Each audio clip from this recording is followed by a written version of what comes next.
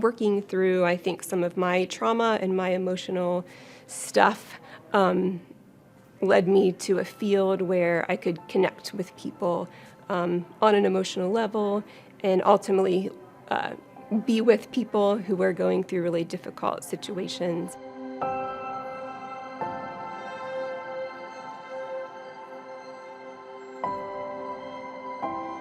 My name's Renae Eshleman, and I am an LPCC, so counseling is my background. And I work in behavioral health admissions in the ER.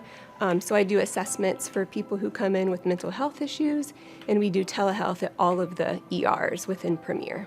When I was 18, the summer after I graduated from high school, I was in a serious car accident, and my boyfriend at the time was killed on impact. And I was care flighted here to Miami Valley and treated by the trauma team.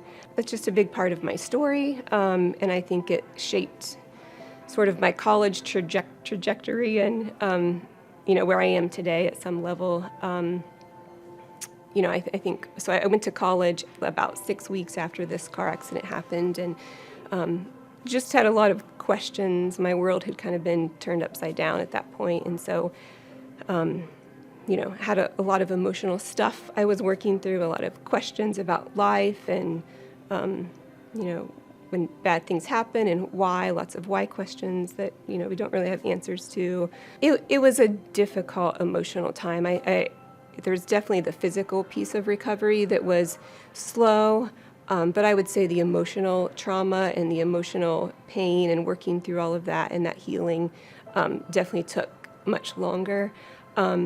So I would go to college and then come back every weekend or every other weekend for a while for physical therapy and some of that. And so it was sort of like this. When I look back, I feel like my life is kind of separated from like high school pre-accident to college post-accident, and there's this weird, crazy event in the middle. So I was in the hospital for about 9 days, and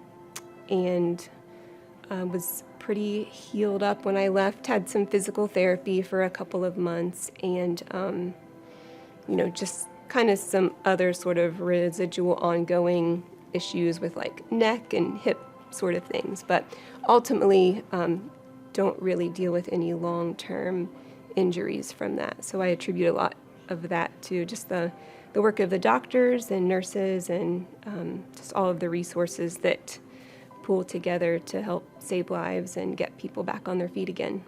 Last year was the 20th anniversary of my car accident. So working in the ER, I just felt inspired to write a note to like the trauma team and the care flight team and just saying, hey, this is kind of my story. Just wanted to say thank you for what you've done for my life, and here I am 20 years later, sort of in the same place.